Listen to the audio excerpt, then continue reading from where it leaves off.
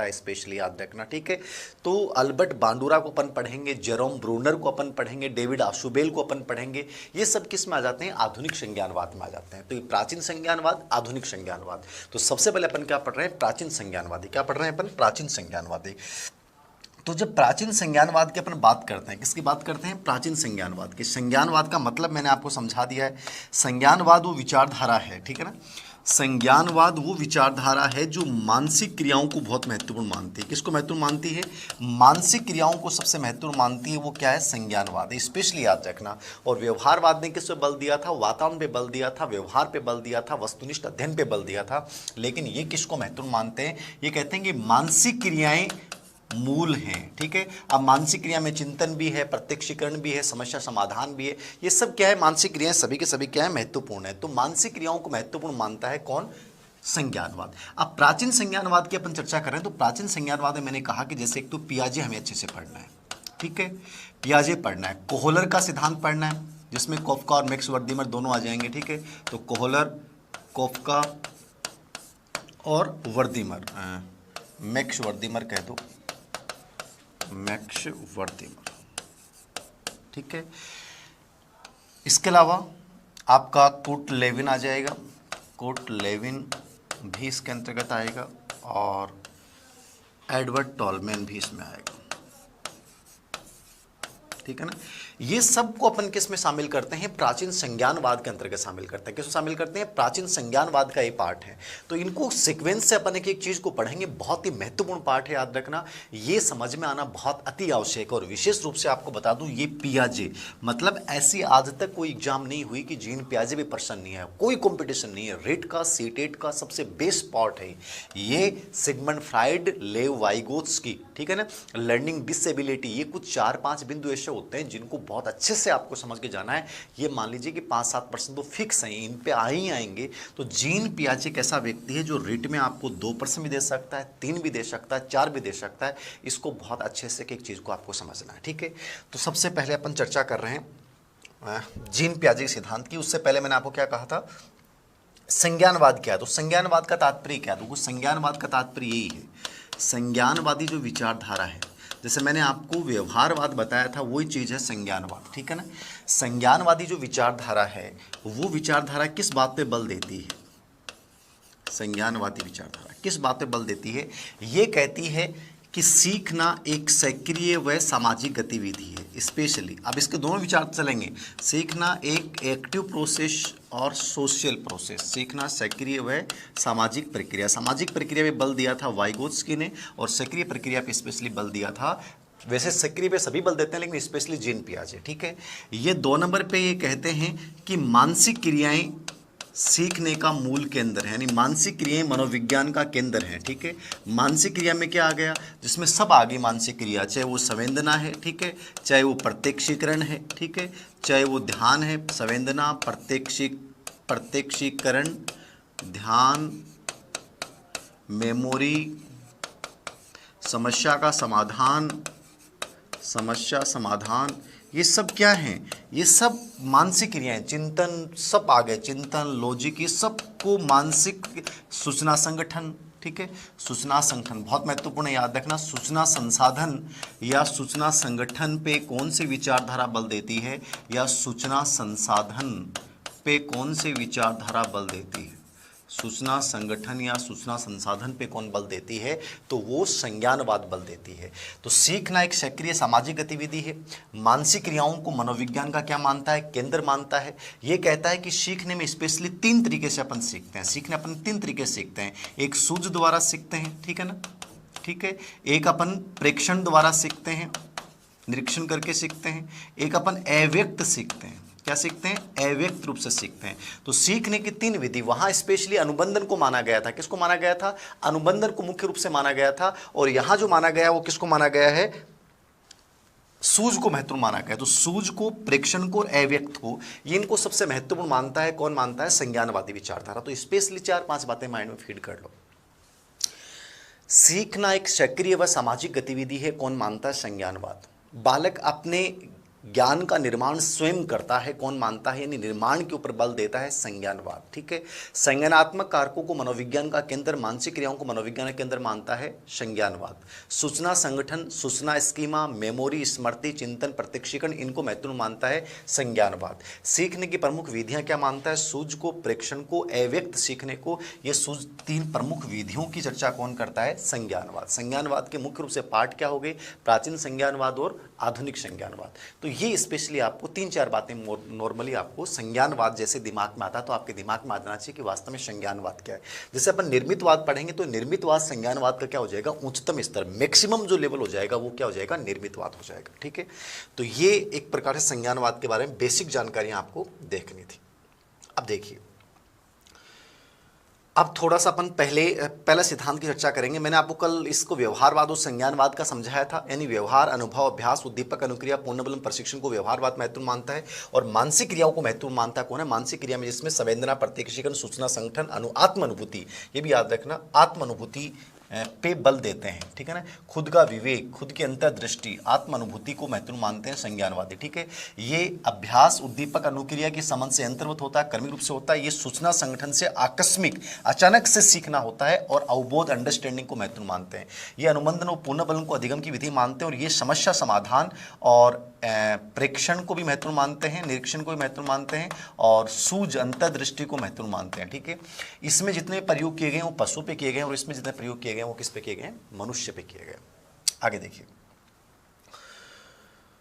पहला सिद्धांत अपन पढ़ रहे हैं जीन पियाजे का, मोस्ट इंपोर्टेंट सिद्धांत है। एक एक चीज आपको समझनी है, बहुत बेहतरीन तरीके से आपको कवर करना है कि वास्तव में ये है क्या। ठीक है, जीन पियाजे का जो सिद्धांत है वो वास्तव में क्या है, इसको एक एक चीज को आप क्लियर करना, एक एक चीज को हमें समझनी है, बहुत इंपॉर्टेंट है, बहुत ही इंपॉर्टेंट है, एक एक चीज को आराम से समझना। जीन पियाजे का संज्ञानात्मक विकास सिद्धांत, संज्ञानात्मक विकास का 2011-8 में एक प्रश्न आया था कि संज्ञानात्मक विकास का सबसे पहले व्यवस्थित अध्ययन करने वाले कौन है। तो संज्ञानात्मक विकास को व्यवस्थित अध्ययन करने वाले पहले व्यक्ति कौन है साहब, जीन पियाजे। कौन है, जीन पियाजे। संज्ञानात्मक विकास का व्यवस्थित अध्ययन करने वाला शब्द आ जाए, संज्ञानात्मक विकास सिद्धांत का प्रतिपादक आ जाए, इतना नॉर्मल पर्सन है। मैंने आपको कहा ना कि पियाजे इतना मोस्ट इंपॉर्टेंट व्यक्ति है कि इस पे इतने सारे प्रश्न पूछे गए हैं कि ऐसा लगता है कि हर पेपर में ये जरूर बनता है, ये जरूर आता है, फेवरेट है, याद रखना। ठीक है, तो संज्ञानात्मक विकास का व्यवस्थित शब्द आ जाए, व्यवस्थित अध्ययन करना आ जाए या संज्ञानात्मक विकास शब्द आ जाए, आपका पहला व्यक्ति आपके जहन में कौन होगा साहब, जीन पियाजे होगा। ठीक है, जीन पियाजे याद रखना जीव विज्ञानी थे। क्या थे ये, जीव विज्ञानी थे। जीन पियाजे कौन थे, जीव विज्ञानी थे। याद रखना, ये चीज याद रखना कि यार मैं जीव विज्ञानी हूं, मैं पर्यावरणवादी हूं। ठीक है, तो ये जीव वैज्ञानिक थे। कौन थे ये, जीव वैज्ञानिक। कौन थे, जीन पियाजे। दूसरा, इनकी जो सबसे महत्वपूर्ण किताब, मैं नीचे किताबों के मैंने नाम डाले हैं, उन किताबों की मैं चर्चा करूंगा। यदि सीटेट का आप एग्जाम दे रहे हैं तो आपको उन सब नामों में से 4-5 नाम बताऊंगा जो देख के जाने। बाकी सबसे इंपॉर्टेंट इनकी किताब थी बाल चिंतन की भाषा, जिसमें स्पेशली उन्होंने संज्ञानात्मक विकास का अध्ययन किया। किसका अध्ययन किया, संज्ञानात्मक विकास। ठीक है, इनका सबसे मोस्ट लोकप्रिय कथन है, बालक वातावरण के साथ संबंध बनाते हुए अपनी समझ का विकास करता है। यानी बालक वातावरण के जैसे ही संपर्क में आएगा तो उसके साथ वो अनुक्रिया करता है। क्या करता है, अनुक्रिया करता है। उसके साथ पारस्परिक क्रिया और प्रतिक्रिया करता है, जिसको इन्होंने क्रिया प्रतिक्रिया का सिद्धांत दिया था। ठीक है ना, खोज निर्माण का सिद्धांत इन्होंने दिया था एक प्रकार से। ठीक है, कि वातावरण के जैसे संपर्क में आएगा तो बच्चा उसके साथ अनुक्रिया करेगा और अपनी समझ का विकसित करेगा कि मैं जो क्रिया करता हूं उसका परिणाम क्या आता है। इसलिए कार्य क्रिया का अर्जन, कोई भी चीज दे दोगे उसको, ठीक है ना, उसको टुकड़ों में विभाजित कर देगा, फिर उन टुकड़ों के रूप में जोड़ देगा। एक कार्य क्रिया अर्जन का सिद्धांत बोलते हैं। स्किनर पियाजे की अवधारणा याद रखना। तो वातावरण के जैसे संपर्क में आएगा तो उसके साथ वो अनुकूलन करता है, अनुक्रियाएं करता है और अनुक्रिया से वो कुछ न कुछ सीखता, अपनी एक समझ डेवलप करता है। वो बच्चा अपने मन का निर्माण सक्रिय रूप से करता है। मन का निर्माण कह दें चाहे वो ज्ञान का निर्माण कह दें, अपने मन का, माइंड का निर्माण जो है वो सक्रिय रूप से क्रियाशील होकर सीखता है। तो ये सबसे लोकप्रिय कथन इसका माना जाता है। स्कूल व्याख्याता में बहुत बार ये पूछा गया था। प्रयोग किसके ऊपर किया, अब देखिए मैंने कहा कि जैसे हमने प्रयोग, जैसे व्यवहारवाद हमने पढ़ा तो व्यवहारवाद में जितने प्रयोग किए गए वो किस पे किए गए, जानवरों पे। और यहाँ आते ही जीन पियाजे ने जो प्रयोग किया वो खुद के 3 संतानों पे, यानी जिनके नाम थे लॉरेंट, ल्यूशियन और जैकलिन। विशेष बात थी कि खुद के अपने 3 बच्चों पे। आप देखिए कितना वस्तुनिष्ठ अध्ययन किया होगा इसने कि अपने दूसरों के बच्चों के बजाय खुद के 3 बच्चों का कर्मী रूप से अध्ययन किया। छोटे बच्चे उनका कैसे कैसे संज्ञानात्मक क्रियाएं करते हैं, कौन कौन सी वो मानसिक क्रियाएं करते हैं। तो बच्चा जैसे जैसे उनकी मानसिक क्रियाएं करता है, जैसे जैसे वो संज्ञानात्मक क्रियाएं करता है, उनका उन्होंने अध्ययन किया है। लॉरेंट, ल्यूसिन और जैकलिन, ठीक है, ये इनके 3 बच्चों के नाम है, याद रखना। और इन बच्चों का जो विकास होता है उसका ऑब्जर्वेशन किया इसने, क्या किया, ऑब्जर्वेशन किया कि बच्चा किस समय कौन सी एज में, 11 साल का, 11 महीने का बच्चा क्या करता है, 1 महीने का बच्चा क्या करता है, 2 साल का बच्चा क्या करता है, 6 साल का बच्चा क्या करता है, 12 साल का बच्चा क्या करता है। और वो कंप्लीटली किशोर अवस्था तक का अध्ययन करने के बाद इन्होंने बताया कि हमारी जो बुद्धि है, ठीक है ना, वो हमारी जो बुद्धि है उसको इन्होंने अर्जित प्रक्रिया मानते हुए कहा कि कैसे इसका विकास किशोर अवस्था चलता है। इन्होंने बुद्धि का विकास केवल किशोर अवस्था तक माना है, जबकि इनके जो सामने थे लेव वाइगोत्स्की, वो कहते हैं कि बुद्धि का विकास जीवन पर्यंत चलता है। तो वाइगोत्स्की मानता है कि बुद्धि का विकास जीवन पर्यंत चलेगा, लेकिन जीन पियाजे क्या मानता है कि बुद्धि का विकास एक निर्धारित समय तक चलता है। बाल चिंतन की भाषा, बालक वातावरण के साथ संबंध बनाते हुए समझ का विकास करता है। बच्चे अपने मन का निर्माण सक्रिय रूप से करता है, ठीक है। प्रयोग किस पे किया, लॉरेंट, ल्यूशिन और जैकलिन, ये किसके बच्चे थे, ठीक है। आगे देखिए, बाकी ये language and thought of the child भी देख लोगे तो बहुत है। अब देखिए जीन पियाजे के संज्ञानात्मक विकास की जो अवधारणा है उसको हम समझेंगे, ठीक है ना। जीन पियाजे की संज्ञानात्मक विकास की अवधारणा को समझिए आप, बहुत इंपॉर्टेंट है, ठीक है। जीन पियाजे की जो संज्ञानात्मक विकास की अवधारणा है वो कहते हैं कि निम्न से उच्चतर चलता है। अब आपके सामने प्रश्न आ जाता है, बहुत बार पूछता है कि संज्ञानात्मक विकास जीन पियाजे के अनुसार किधर से किधर चलेगा, निम्न से उच्चतर। स्टेट में प्रश्न आया, शुरुआत में धीरे धीरे यूं चलता है, ठीक है ना, यूं बनेगा ये, ठीक है, यूं बनता जाएगा, शिखर को छुएगा, याद रखना। तो निम्न से उच्चतर की ओर, ठीक है ना, तो आरोही क्रम में चलता है। सीखना क्या होता है, आरोही सीक्वेंस में चलेगा, याद रखना। तो संज्ञानात्मक विकास आरोही क्रम में चलता है, निम्न से उच्चतर की ओर चलता है। यह अवधारणा किसकी है साहब, पियाजे की है। निम्न से उच्चतर की ओर चलना, आरोही सीक्वेंस में चलना, किसने कहा था, पियाजे ने, ठीक है।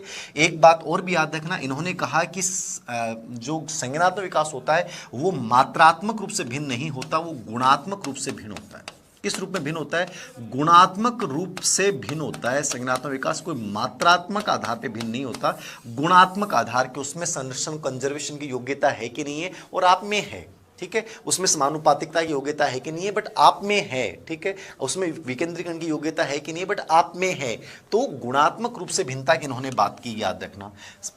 किधर से चलेगा, निम्न से उच्चतर चलेगा, याद रखना। और एक चीज और याद रखना है, निम्न से उच्चतर चलता है, ये सतत चलता है या असतत चलता है, सतत चलेगा या असतत चलेगा। तो इन्होंने कहा है कि संज्ञानात्मक विकास सतत व असतत दोनों ही रूप में होता है। सतत भी होता है और असतत रूप में भी होता है, लगातार भी चलता है और बीच में कई बार ठहराव भी आता है। तो सतत और असतत दोनों रूप में व्याख्या की है। निम्न से उच्चतर चलता है, आरोही सीक्वेंस में चलता है, गुणात्मक रूप से भिन्न होता है। इसने जीन पियाजे ने छोटे बच्चों को छोटे वैज्ञानिक कहा था। ये कहता है कि बच्चे के संज्ञानात्मक विकास के लिए वो छोटे वैज्ञानिक हैं, वो खुद ज्ञान का निर्माण करेंगे, वो खुद आविष्कार करेंगे। उनको खुला छोड़िए, उनको प्रयास व त्रुटि गलतियां करने दें, सीखेंगे उनसे, उनको स्वतंत्र वातावरण उपलब्ध करवाइए, उनकी जिज्ञासा को प्रोत्साहित कीजिए, ठीक है। तो इसलिए उन्होंने एक सिद्धांत दिया था, निर्माण व खोज का सिद्धांत, कि बच्चा खुद ज्ञान का निर्माण करेगा। ये चीज उन्होंने कॉन्सेप्ट दी थी, निर्माण व खोज, ठीक है, कि बच्चे को आप खुला छोड़ दो, वो निर्माण करेगा, खोज करेगा और उनसे सीखेगा, ठीक है। तो ज्ञान का निर्माण वो स्वयं क्रियाशील होकर करता है, वो खोज करके सीखता। तो निर्माण व खोज की अवधारणा किसकी है, निर्माण व खोज की अवधारणा किसकी है साहब, पियाजे की अवधारणा है। किसकी अवधारणा है, पियाजे की अवधारणा। निर्माण व खोज की अवधारणा इन्होंने दी है, ठीक है। बुद्धि की व्यवहारिक व्याख्या, निम्न से उच्चतर चलता है, आरोही सीक्वेंस चलता है, गुणात्मक रूप से भिन्न होता है, और सतत और असतत। तो ये इंपॉर्टेंट लाइन है, सतत असतत, गुणात्मक रूप से भिन्न, निम्न से उच्चतर, आरोही, निर्माण व खोज। की बच्चा छोटा वैज्ञानिक है, उसको स्वतंत्र रूप से प्रोत्साहित कीजिए, स्वतंत्र वातावरण उपलब्ध करवाइए, ठीक है। बुद्धि को अर्जित प्रक्रिया मानते हुए इन्होंने कहा कि बुद्धि का अधिकतम विकास जो किशोर अवस्था तक चलता है। खुद के 3 बच्चों पर इन्होंने प्रयोग किया, ये बहुत बड़ी बात थी। और बाल चिंतन की भाषा इनकी सबसे लोकप्रिय किताब है। बालक वातावरण के साथ संबंध बनाते हुए अपनी समझ का विकास करते हैं, ज्ञान का निर्माण खुद करते हैं, क्रियाशील होकर करते हैं। ये जीन पियाजे के विशेष कॉन्सेप्ट है। देखना, बुद्धि की उन्होंने व्यवहारिक व्याख्या की है। पियाजे ने बुद्धि को अनुकूलन व संगठन की योग्यता कहा है, बहुत इंपॉर्टेंट है। पियाजे ने बुद्धि को किस रूप में परिभाषित किया है, तो पियाजे कहते हैं कि बुद्धि एक अनुकूलन की योग्यता है, संगठन की योग्यता है। संगठन का, ऑर्गेनाइजेशन का मतलब है सभी सामान्य योग्यताओं की एक सामान्य संरचना जो है वो संगठन है, ठीक है, जितनी बौद्धिक मानसिक योग्यताएं। और अनुकूलन को उन्होंने जन्मजात प्रक्रिया मानते हुए कहा कि वातावरण के संपर्क में जैसे बच्चा आता तो उसके साथ क्रियाएं करता है वो, ठीक है। ये एक जन्मजात प्रक्रिया है, एडेप्टेशन, अपन चर्चा करेंगे भी इसकी, ठीक है। तो बुद्धि की व्यवहारिक व्याख्या उन्होंने की, बुद्धि एक अनुकूलन और संगठन दोनों की योग्यता है। आगे देखिए, स्कीमा सबसे पहले महत्वपूर्ण रूप से, एक तो ये दो चीजें याद रखना, दो चीजें याद रखना आप। संगठन क्या है, बुद्धि की व्याख्या दो रूप में इन्होंने की है। कौन कौन से रूप में व्याख्या की है? संगठन, संगठन ऑर्गेनाइजेशन, ठीक है, और दूसरी अनुकूलन, एडेप्टेशन, ठीक है। ऑर्गेनाइजेशन, संगठन, और अनुकूलन, एडेप्टेशन, ठीक है। बुद्धि को इन्होंने संगठन की योग्यता कहा। संगठन सभी मानसिक योग्यताओं का एक सामान्यीकृत ढांचा जो है, वो एक प्रकार से बौद्धिक संरचनाओं का एक सामान्यीकृत ढांचे को इन्होंने क्या नाम दिया है? संगठन दिया है। बौद्धिक जो संरचना है उसका जो सामान्यीकृत ढांचा है, बौद्धिक संरचना का सामान्यीकृत ढांचा, बौद्धिक संरचना का सामान्यीकृत ढांचा जो है वो क्या है? संगठन, ऑर्गेनाइजेशन है। ORG, इंग्लिश में ORG, ऑर्गेनाइजेशन, ठीक है। अनुकूलन क्या है? एडेप्टेशन क्या है? एडेप्टेशन का मतलब क्या होता है साहब? ठीक है। अनुकूलन को इन्होंने क्या कहा है कि जन्मजात प्रक्रिया है। कौन सी प्रक्रिया है? जन्मजात प्रक्रिया है कि बालक जो है वो वातावरण के संपर्क में आते ही उसके साथ जो क्रिया और प्रतिक्रिया करता है उसको उसने क्या नाम दिया? अनुकूलन दिया, जिसके द्वारा वो 3 प्रोसेस करेगा, जिसके अपन चर्चा करेंगे। आत्मीकरण, समायोजन, सात्मीकरण, ठीक है। आत्मीकरण, सात्मीकरण, दूसरी समायोजन या समंजन, एकोमोडेशन, और तीसरी इक्विलिब्रेशन यानी साम्य धारण। वो 3 प्रकार की प्रक्रिया इस अनुकूलन की प्रक्रिया के तहत कहता है। तो बुद्धि की उसने 2 रूप में व्याख्या की है, संगठन, ऑर्गेनाइजेशन के रूप में, अनुकूलन के रूप में। अभी प्रश्न यहां से क्या बन सकता है? प्रश्न आपसे ये पूछेगा कि बुद्धि की व्याख्या संगठन व अनुकूलन के रूप में करने वाले कौन थे? तो बुद्धि की व्याख्या संगठन, अनुकूलन के रूप में किसने की है साहब? जीन पियाजे ने की है, ठीक है। अनुकूलन, संगठन क्या है? बौद्धिक संरचनाओं का सामान्यीकृत ढांचा को, ऑर्गेनाइजेशन को इन्होंने क्या कहा है? संगठन कहा है। आगे देखिए,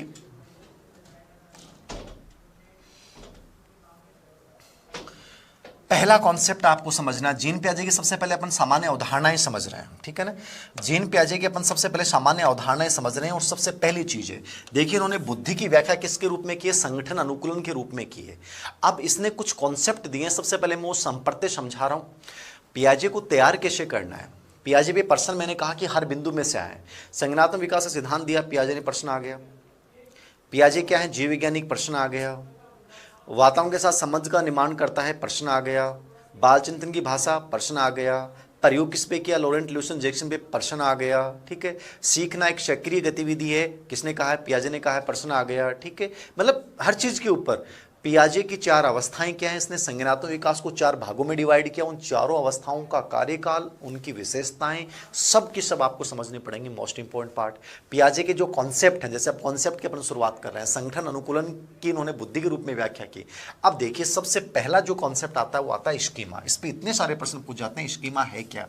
अब समझ लो स्कीमा क्यों है। स्कीमा क्या है? देखिए स्कीमा एक आपकी मानसिक प्रक्रिया है। सिंपल भाषा में बताऊं तो मैं आपको, स्कीमा क्या है? मानसिक प्रक्रिया है। भाई आप कोई भी चीज को देखते हो, कोई भी चीज को देखते हो, जैसे आपने देखा उसको, आपने उसका प्रत्यक्षीकरण किया, तो जैसे आपने देखा और उसका जो प्रत्यक्षीकरण किया उसकी एक संरचना आपके दिमाग में बन गई, वो स्कीमा है। ऐसी हजारों स्कीमाएं अपने दिमाग में मौजूद हैं।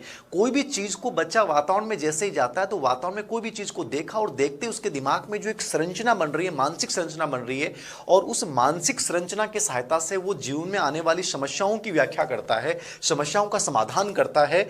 ये स्कीमा है साहब। अरे समझ में आई कि नहीं आई? बहुत ईजी बात समझो। मानसिक संरचनाओं का एक रूप है स्कीमा।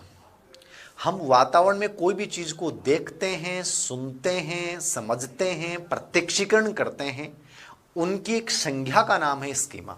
आपने कोई भी चीज को देखा, आपने ये देखा कि बिल्ली है, उस बिल्ली को जैसे देखा तो बिल्ली की एक स्कीमा आपके दिमाग में होगी। अब जैसे दोबारा मान लो बिल्ली जैसा जानवर आएगा तो आप कह दोगे देखो तो बिल्ली है, वो स्कीमा है, ठीक है। मतलब आप जो भी क्रियाएं करते हो, देखते हो, सुनते हो, समझते हो, प्रत्यक्षीकरण करते हो, उनके एक जो ढांचा बन गया, मतलब एक प्रकार से सूचनाएं जो आप बाहर से ले रहे हो, उन सूचनाओं का एक पैकेट है स्कीमा, ठीक है। क्या है? सूचना का पैकेट है साहब। ये इतनी बार प्रश्न आ गया, पूछो मत, ठीक है। सूचना की संगठित संरचना है स्कीमा। ये एक मानसिक संरचना है। क्या है? मानसिक संरचना है स्कीमा, ठीक है। आप जो भी चीज देखते हैं, जो भी देखते हैं प्रत्यक्षीकरण करते हैं, देखते हैं समझते हैं, ठीक है, प्रत्यक्षीकरण वही चीज है, प्रत्यक्षीकरण करते हैं, ये सब स्कीमा है, ठीक है। आप किसी की वस्तु के प्रति, व्यक्ति के प्रति जो व्यवहार करते हैं वो भी स्कीमा है, ठीक है ना। आपका जो व्यवहार करने का तरीका है, क्या है, व्यवहार करने का तरीका है, वो भी व्यवहार करने का, व्यवहार का तरीका, ठीक है, ये भी क्या है, ये भी स्कीमा है। कई रूप बता दिए मैंने, आपका दो गुरुजी इतना सारा। पर्सन क्या आता है वो समझना है। पर्सन बहुत बार आ गया, सूचनाओं की संगठित संरचना कहलाती है स्कीमा, आज डेट में पिछली बार आ गया, ठीक है। व्यवहार करने का तरीका स्कीमा, वातावरण में जो भी वस्तुओं को देखते हैं, सुनते हैं, समझते हैं, उनका प्रत्यक्षण करते हैं, उनसे जो मानसिक संरचना बनती है स्कीमा। कोई भी चीज की आप जब व्याख्या करते हो, समस्याओं का समाधान करते हो, किसकी सहायता से करते हो, स्कीमा। समझ में आ गया, समस्याओं के समाधान करने वाली मानसिक संरचना, सूचनाओं की संगठित संरचना, ठीक है, जो भी वस्तु को देखेंगे, प्रत्यक्ष करेंगे, वो स्कीमा बन जाएगी। हजारों स्कीमाएं हैं। स्कीमा क्या स्थिर होती है, नहीं होती है, बदलती रहती है। अब मान लीजिए स्कीमा बन ली आपके दिमाग में कि जो भी उड़ता है वो पक्षी है, जो भी उड़ता है वो पक्षी है, ठीक है, मतलब जो भी, मतलब हर पक्षी आसमान में उड़ता है, ये हो गया, ठीक है।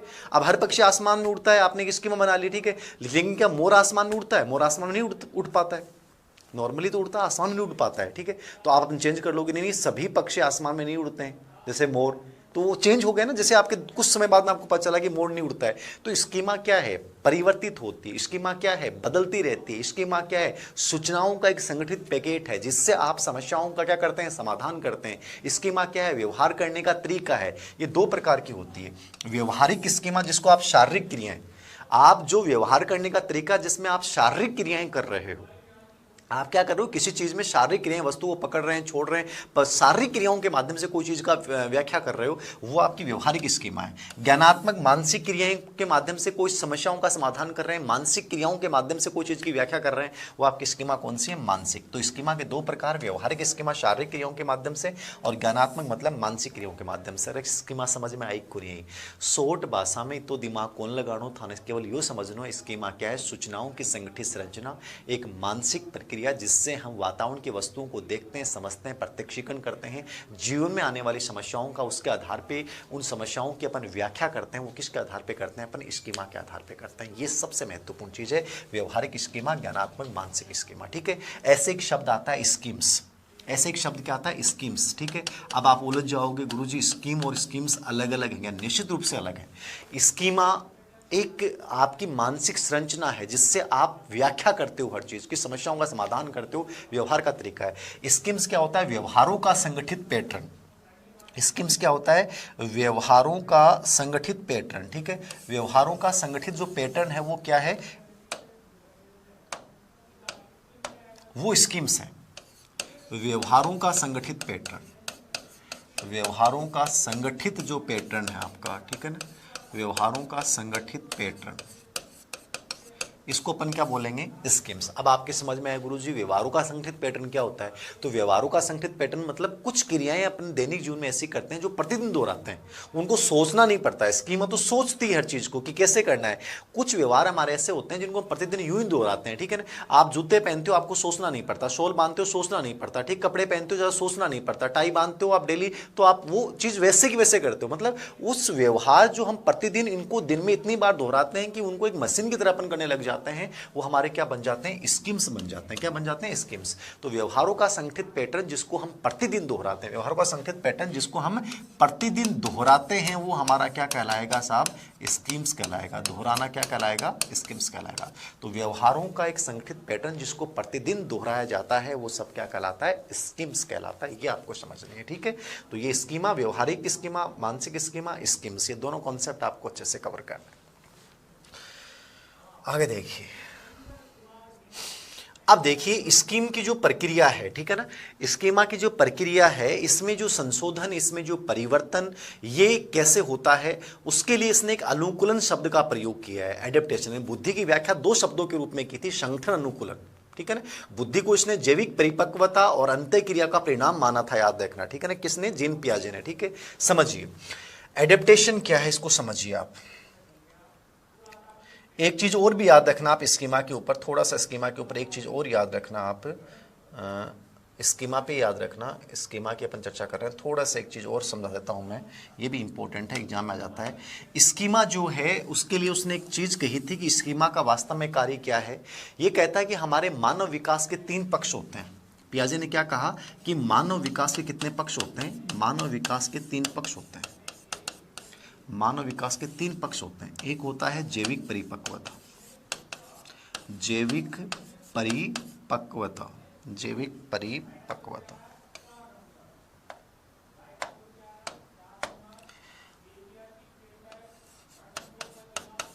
जैविक परिपक्वता। दूसरा सामाजिक वातावरण से प्राप्त अनुभव, सामाजिक वातावरण से प्राप्त अनुभव, और तीसरा है भौतिक वातावरण से प्राप्त अनुभव, भौतिक वातावरण से प्राप्त अनुभव। विकास के 3 प्रकार बताए हैं मानव विकास के, कि एक तो जैविक परिपक्वता, एक सामाजिक वातावरण से प्राप्त अनुभव और एक भौतिक वातावरण से प्राप्त अनुभव। हमारे विकास के 3 पक्ष हैं। किसने बताया? जीन पियाजे ने। पर्सन इकोनॉमिक्स स्कूल व्याख्याता में आया हुआ है 2014 में कि मानव विकास के 3 पक्ष बताएं। जैविक परिपक्वता जो अपने आप स्वाभाविक रूप से स्वचालित रूप से चलने वाली जो प्रक्रिया है हमारी, वो जैविक मैच्योरिटी है। सामाजिक वातावरण समाज के माध्यम से, समाज से प्राप्त होने वाले अनुभव विकास को प्रभावित करते हैं। लेकिन याद रखना, सामाजिक अंतःक्रिया, सामाजिक वातावरण से प्राप्त अनुभव क्या संज्ञानात्मक विकास को प्रभावित करते हैं? संज्ञान को इसने नहीं माना है, संज्ञान को माना है वाइगोत्स्की ने। जीन पियाजे नहीं मानता कि सामाजिक वातावरण से प्राप्त अनुभव बुद्धि को प्रभावित करेंगे, विकास को प्रभावित करेंगे। भौतिक वातावरण से प्रभावित, गर्मी, ठंडा तापमान, मैदानी प्रदेश, पठारी प्रदेश, ये जो टेम्परेचर वगैरह, वातावरण वगैरह, भौतिक वातावरण से जो अपन अनुभव अर्जित करते हैं वो भी हमारे विकास को प्रभावित करते हैं। तो विकास के 3 पक्ष किसने बताए? जीन पियाजे ने। कौन कौन से? जैविक परिपक्वता, सामाजिक वातावरण से प्राप्त अनुभव, भौतिक वातावरण से प्राप्त अनुभव। ये कहता है कि स्कीमा जो है वो इन तीनों में क्या स्थापित करती है? संतुलन स्थापित करती है। स्कीमा का कार्य क्या है? इन तीनों पक्षों में क्या स्थापित करती है? संतुलन स्थापित कौन करती है? स्कीमा करती है। कौन करती है? स्कीमा करती है। याद रखना, मानव विकास के 3 पक्ष कौन कौन से हैं ये दिमाग में रखना है। इन तीनों पक्षों में संतुलन स्थापित कौन करती है? स्कीमा करती है। किसने कहा है? जीन पियाजे ने। हो गया स्कीमा कंप्लीट। स्कीम्स व्यवहारों का संगठित पैटर्न जिसको प्रतिदिन दोहराता है। आगे देखिए दूसरी अवधारणा, अनुकूलन। सेकंड कॉन्सेप्ट है इसका अनुकूलन, एडेप्टेशन। बहुत महत्वपूर्ण है, बहुत ही महत्वपूर्ण है। आराम से समझना इन तीनों कॉन्सेप्ट को, बहुत ही महत्वपूर्ण है। बहुत ज़्यादा प्रश्न इस पे आते हैं। अनुकूलन, एडेप्टेशन क्या है साहब? देखिए, अनुकूलन एडेप्टेशन की अवधारणा को मैंने बताया कि बुद्धि की व्याख्या इन्होंने अनुकूलन और संगठन के रूप में की। किसने? जीन पियाजे ने। अनुकूलन क्या है? एक जन्मजात प्रक्रिया है साहब। अनुकूलन कौन सी प्रक्रिया है? एक जन्मजात प्रक्रिया बताइए। किसने बताई है? जीन पियाजे ने। तो अनुकूलन की प्रक्रिया को जन्मजात किसने बताया? जीन पियाजे ने बताया। किसने बताया? जीन पियाजे ने। किसको? अनुकूलन को। अब जन्मजात प्रक्रिया का मतलब क्या है समझ लो आप, ठीक है? कि ये कहता है कि बच्चा जैसे ही वातावरण के संपर्क में आता है तो वातावरण के अकॉर्डिंग अपने आप को बनाने के लिए उसके साथ कुछ क्रियाएं करता है, उसके साथ कुछ प्रतिक्रियाएं करता है, और वो क्रियाएं प्रतिक्रियाएं जो करता है वो 3 रूप में करता है। ठीक है, कुछ जगह किताबों में लिखा मिलेगा केवल 2 रूप में करता है, लेकिन तीसरा इसी का रूप है। मूल रूप से 3 प्रकार की क्रियाएं करेगा उस वातावरण के अकॉर्डिंग अपने आप को बनाने के लिए, वातावरण के अकॉर्डिंग एडेप्टेशन करने के लिए, वातावरण के अनुकूल व्यवहार करने के लिए। वो अनुकूलन की प्रक्रिया है। तो अनुकूलन की प्रक्रिया का उल्लेख किसने किया? पहला प्रश्न हो गया, जीन पियाजे हो गया। अनुकूलन की प्रक्रिया कौन सी होती है साहब? जन्मजात प्रक्रिया है, एडेप्टेशन। ठीक है, अनुकूलन की प्रक्रिया किस रूप में होती है? वो आपको 3 रूप में होती है। कितने रूप में होती है? 3 रूप में होती है। तो अनुकूलन समझ में आया नहीं कि अनुकूलन का मतलब क्या है? कि वातावरण के जन्मजात प्रक्रिया है कि बच्चा जैसे वातावरण के संपर्क में आता है तो उसके अनुसार वो अपने आप को बनाने के लिए कुछ क्रिया और प्रतिक्रियाएं करता है। क्या करता है? वो क्रियाएं व प्रतिक्रियाएं करता है, जिसको इसने क्या नाम दिया है? अनुकूलन दिया है, एडेप्टेशन नाम दिया है। वो अनुकूलन की प्रक्रिया 3 रूप में पूरी होगी। कितने रूप में पूरी होगी? 3 रूप में। आप इसको समझ सकते हैं, ठीक है ना? अब इसको तीनों को मैं समझा रहा हूं, इसको तीनों को समझा रहा हूं, इसको समझना, आप देखना ना, इन्हीं को यही समझा देता हूं मैं आपको। समावेशीकरण, आत्मीकरण, एसिमिलेशन।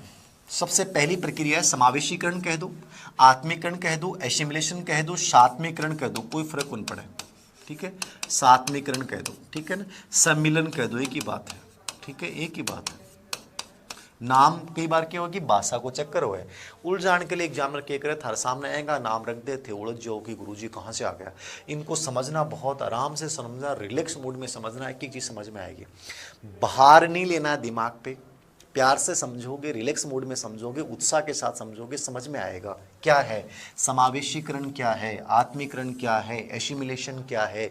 एसिमिलेशन का सामान्य अर्थ मैं बता दूं आपको, अनुकूलन की जो प्रक्रिया है उसमें पहली प्रक्रिया क्या आएगी, समावेशीकरण। अनुकूलन क्या है, वातावरण के अकॉर्डिंग अपने आप को बनाने के लिए जो क्रिया प्रतिक्रिया करता है और वो 3 रूप में करता है, वो क्या है, अनुकूलन है। वो क्या है, अनुकूलन है, याद रखना। वो 3 रूप में कैसे होती है, समावेशीकरण, आत्मीकरण, एसिमिलेशन। सबसे पहले होगी आत्मीकरण। आत्मीकरण क्या समझ लो, आत्मीकरण है कि मेरे पास जो पूर्व ज्ञान है उसमें नए ज्ञान को जोड़ लेना, ठीक है। समावेशीकरण, आत्मीकरण क्या है, पूर्व ज्ञान जो मेरे पास है उसमें नए ज्ञान को जोड़ लेना। अरे समझ में आई की बात। आत्मीकरण क्या है, एसिमिलेशन क्या है, ये समझो आप। सात्मीकरण क्या है, समझो आप। आत्मीकरण, सात्मीकरण, सम्मिलन क्या है ये, एसिमिलेशन क्या है।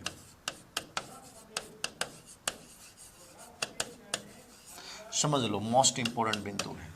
मेरे पास जो ज्ञान है पहले से मौजूद है, मेरे दिमाग में पहले से एक स्कीमा बनी हुई है, जैसे कोई नई चीज आई मैंने उससे जोड़ दिया उसको, यानी पूर्व जो ज्ञान है, क्या है, पूर्व ज्ञान में नवीन ज्ञान को जोड़ देना। पूर्व ज्ञान में नवीन ज्ञान को जोड़ देना, ये क्या है साहब, ये स्कीमा या आत्मीकरण है। पहले से मौजूद जो ज्ञान है, आपको जो पहले से कुछ आता है उसमें उस नई चीज को जोड़ देते हो, उसमें कोई परिवर्तन नहीं करते हो। पूर्व ज्ञान में कोई चेंज नहीं आ रहा, जो बाहर से आई चीज होता है ना, कई बार अपने एक शब्द सुनते हैं, इतिहास में जो पढ़ते हैं, भारत में कुषाण आए, शक आए, हूण आए, सब ने भारतीय संस्कृति को आत्मसात कर लिया। मतलब भारतीय संस्कृति को आत्मसात क्या मतलब, भारतीय संस्कृति में आने से बदलाव नहीं, उन्होंने अपनी चीजों को, जो वो चीज लेके आए थे वो अपनी भारतीय संस्कृति में जोड़ दी। भारतीय संस्कृति पे कोई प्रभाव नहीं पड़ा, भारतीय संस्कृति वैसी की वैसी ही रही, जबकि उन्होंने अपनी संस्कृति को अपना लिया, आत्मीकरण कर लिया। यही तो है, हमारा जो था वो मौजूद रहा, वो जो चीज लेके आए वो हमारी संस्कृति में जुड़ गई, ठीक है। उसमें हमारे वाले में कोई चेंज नहीं आया, याद रखना। ये एसिमिलेशन है, ये आत्मीकरण है। समझ में आया क्या? अरे बहुत सिंपल वे में है। आत्मीकरण क्या है, पूर्व ज्ञान में नवीन ज्ञान को जोड़ लेना, पूर्व ज्ञान की सहायता से समस्या का समाधान करना। पहले से मौजूद जो स्कीमा आपने बना रखी है और कोई समस्या आती है तो पहले से जो दिमाग में, आपके दिमाग में स्कीमा बनी हुई है, उसी से आप उसकी व्याख्या करोगे। ये आत्मीकरण है, ये आत्मीकरण है। पूर्व ज्ञान, पूर्व स्कीमा प्रधान है इसमें, याद रखना, ये आत्मीकरण है, ठीक है। नंबर 2 पे मैंने किसकी चर्चा की, समायोजन, एकोमोडेशन। समायोजन क्या है, एकोमोडेशन क्या है, इसको आप समंजन भी कह दो, एक ही बात है, ठीक है। समायोजन, एकोमोडेशन या समंजन क्या है, समझ लो। एकोमोडेशन, समंजन क्या है, इसमें तो क्या हो रहा है, पूर्व ज्ञान में नवीन को जोड़ रहे हो, ठीक है ना, पूर्व में नवीन को जोड़ रहे हो, या पूर्व ज्ञान की सहायता से या पूर्व स्कीमा की सहायता से समस्या की व्याख्या कर रहे हो, यानी पूर्व ज्ञान प्रधान है, स्कीमा में कोई परिवर्तन नहीं होगा यहाँ पे, इसमें आत्मीकरण में। समंजन, एकोमोडेशन का मतलब क्या है कि जैसे कोई नवीन चीज आती है तो पूर्व ज्ञान में जो परिवर्तन करते हो आप, नई स्कीमा बनाते हो, यानी स्कीमा को जो संशोधित करोगे, स्कीमा में जो संशोधन करोगे आप, वो साहब ये है, ठीक है। स्कीमा में जो संशोधन करोगे, स्कीमा में जो परिवर्तन करोगे, ठीक है, वो स्कीमा में जो संशोधन की प्रक्रिया है, ये एकोमोडेशन है, ये समंजन है। समझ में आया क्या? अरे यहां तो पहले से मौजूद है वही है, लेकिन मान लीजिए कोई विदेशी शक्तियां आती हैं और भारतीय संस्कृति में परिवर्तन करने लग जाती हैं, भारतीय संस्कृति कुछ परंपराओं को लुप्त कर देती हैं, उनको जोड़ के कुछ नया बना देती हैं, तो वो क्या बन जाएगा, वो समायोजन बन जाएगा। जैसे आर्किटेक्चर में हुआ, कला में हुआ, भारतीय मंदिरों में जो तुर्क लोगों का आगमन हुआ तो मुगल शैली से एक प्रकार से भारतीय संस्कृति का आधा भाग वो, आधा भाग वो क्या हो गया, समंजन हो गया। चेंज जब हो जाता है, जब चेंज हो जाता है, कुछ परिवर्तन हो जाता है, संशोधन हो जाता है, तो वहां क्या बन जाएगा, समायोजन बन जाएगा। यानी नई स्कीमा, जो नया विचार है, वो पूर्व ज्ञान में जब परिवर्तन कर देता है, पूर्व स्कीमा में जब चेंज कर देता है, तो वो एकोमोडेशन बन जाता है, ठीक है। और संतुलीकरण क्या है, संतुलीकरण पे पिछली बार रीट लेवल फर्स्ट में आया था कि इन दोनों का प्रयोग करते हुए, इन दोनों में एक संतुलन स्थापित कर देना, इक्विलिब्रेशन बोलते हैं इसको, ठीक है ना। ये क्या है, इक्विलिब्रेशन है साहब। BRATION, equilibration. तो इक्विलिब्रेशन क्या है, संतुलीकरण क्या है? संतुलीकरण, इक्विलिब्रेशन का मतलब क्या हो गया? इन दोनों में संतुलन स्थापित करना, साम्यता स्थापित करना, दोनों में से किसी एक का, दोनों का प्रयोग करते हुए, दोनों के बीच का रास्ता अपनाते हुए एक सही स्कीमा विकसित कर लेना, यह अपना संतुलीकरण। तो इन दोनों के मध्य जो प्रक्रिया अपनाई जाती है वो इक्विलिब्रेशन है, संतुलीकरण है। समझ में आया क्या? देखो सरल भाषा में समझो, एक छोटी सी बच्ची है और वो बच्ची ने मान लीजिए कि घोड़े को देख रखा है। साउथ इंडिया की बच्ची है, मान लो बा घोड़ान देख रखा है, घोड़ान तो जाना है बा, ठीक है। लेकिन वो राजस्थान में आई तो उसने ऊंट को देखा पहली बार। अब जैसे उसने ऊंट को देखा तो ऊंट को उसने कभी देखा ही नहीं था, तो उसके दिमाग में पहले से स्कीमा किसकी बनी हुई है? घोड़े की बनी हुई है। अब वो आत्मीकरण करेगी तो क्या बोलेगी? ऊंट को जैसे देखा तो उसने क्या कहा? घोड़ा है, क्योंकि उसके दिमाग में जो स्कीमा बनी हुई थी उसी से व्याख्या कर देगी साहब तो घोड़ा है। कोई चेंज किया क्या? उसने नहीं किया। जो स्कीमा बनी हुई थी उसी से उसकी व्याख्या कर देनी। पूर्व ज्ञान में नवीन ज्ञान को जोड़ लेना, नवीन चीज को देखा उसको पूर्व ज्ञान से जोड़ दिया, पूर्व ज्ञान प्रधान है उसी से व्याख्या कर दी, उसी से यानी पूर्व ज्ञान की सहायता से समस्या का समाधान कर देना, पूर्व स्कीमा की सहायता से आत्मीकरण है। तो उसने ऊंट को क्या कह दिया? घोड़ा कह दिया। वो बच्ची थोड़ी दूर बाद में चलती है, देखती है कि एक ऊंट गाड़ी आ रही है। अब ऊंट नहीं है, केवल ऊंट गाड़ी है, ठीक है। अब ऊंट गाड़ी है तो आपने देखा होगा ऊंट गाड़ी में जो होता है वो ऊंट जो होता है उसके ऊपर ऐसे ऐसे बना ऐसा डाल के रखते हैं वो थुआ सा, ठीक है ना। गाड़ी जोड़ी हुई है, ठीक है। तो गाड़ी जोड़ रखी है, बैठा व्यक्ति। तो जैसे उसने इसको देखा तो उसके दिमाग में आया कि अभी तो मैंने वो देखा था घोड़ा है, अब ये वैसा ही है लेकिन इसमें कुछ चेंज लग रहा है। तो इसने क्या किया? उसमें थोड़ा परिवर्तन कर दिया, चेंज कर दिया, संशोधन कर दिया। संशोधन क्या किया उसने? कुब्बड़ वाला घोड़ा है। कौन सा घोड़ा है ये? कुब्बड़ वाला घोड़ा है। अब उसने पहले घोड़ा कहा था, जो देखा था वही व्याख्या कर दी। यहां उसने एक नया चेंज कर दिया, अपनी तरफ से कुछ जोड़ दिया, संशोधन कर दिया स्कीमा में, वो कुब्बड़ वाला घोड़ा कह दिया। ये समंजन, समायोजन, एकोमोडेशन है। और संतुलीकरण का मतलब हो जाएगा जब वो सही दोनों में से किसी एक का प्रयोग करते हुए दोनों में साम्य स्थापित करती है, वो संतुलीकरण है, ठीक है। अब इसकी सही स्कीमा क्या हो जाएगी? कुछ देर बाद में बच्ची किताब में देखती है कि ये तो कैमल है, ये तो ऊंट होता है। तो फिर वो क्या कहती है? नहीं नहीं, ये घोड़ा नहीं है, कुब्बड़ वाला घोड़ा नहीं, ये तो क्या है? ऊंट है। एक प्रकार से क्या होगी? संतुलित स्कीमा का निर्माण करना। तो इस प्रकार से वो बच्ची जो है वो समायोजन करती है, समंजन करती है, सही स्कीमा विकसित करके। पहले वो गलत बोलेगी, समझ चेंज करेगी, फिर संतुलीकरण के द्वारा, संतुलीकरण यही तो है, संतुलीकरण सही स्कीमा का निर्माण करवा देगा। इनमें से किसी का भी एक का प्रयोग करते हुए जो सही स्कीमा है उसका निर्माण करवा देगा संतुलीकरण की। लास्ट में बच्ची बोल देगी कि ये तो ऊंट है। तो इस प्रकार से हम जीवन में बहुत सारी क्रियाएं करते हैं। ये पियाजे की सबसे मोस्ट इंपोर्टेंट अवधारणा है, स्कीमा, स्कीम्स, अनुकूलन की अवधारणा, आत्मीकरण, सात्मीकरण और संतुलीकरण, ये याद रखना। अब देखिए